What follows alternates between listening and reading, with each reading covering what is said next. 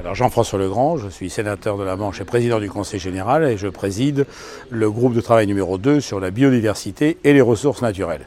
Et accessoirement aujourd'hui, l'intergroupe sur les OGM. Le pourquoi de l'intergroupe, c'est très simple, c'est que le problème des OGM a été abordé dans plusieurs groupes, dont le 2, le 3, etc. Et que le traitement parcellaire d'un sujet qui est éminemment sociétal et éminemment important dans les jours que l'on vit aujourd'hui, méritait qu'il y ait un intergroupe.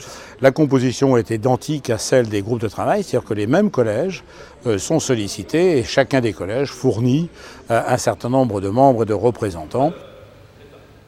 Et moi, j'ai trouvé que d'abord le débat était de très grande qualité, dans la mesure où chacun s'est exprimé pour dire ses convictions, dire ses besoins, dire ses regrets, dire ses espoirs, sans montrer du doigt l'autre comme s'il devait être un fauteur de troubles, et en même temps en disant bien que celui qui est contre les OGM n'est pas un ignorant, n'est pas un iconoclaste, et que celui qui est pour n'est pas un assassin. Tout le monde a respecté, chacun a respecté l'autre, et on a essayé de trouver par contre un consensus sur des points majeurs qui vont permettre de déboucher sur quelque chose de concret en matière d'OGM.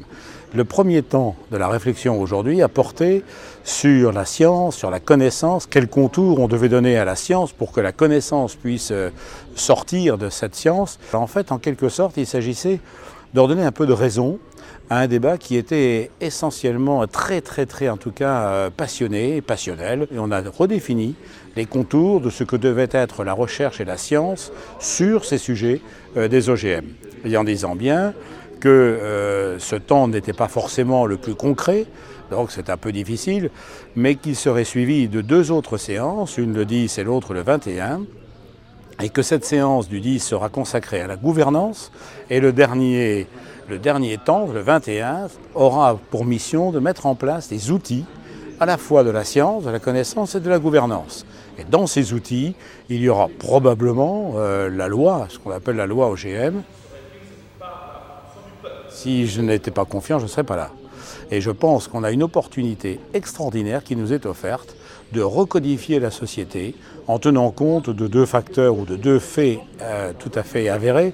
C'est que, 1, la planète ne pourra plus subvenir éternellement aux besoins de l'homme, et donc il faut vivre à l'intérieur de ses limites.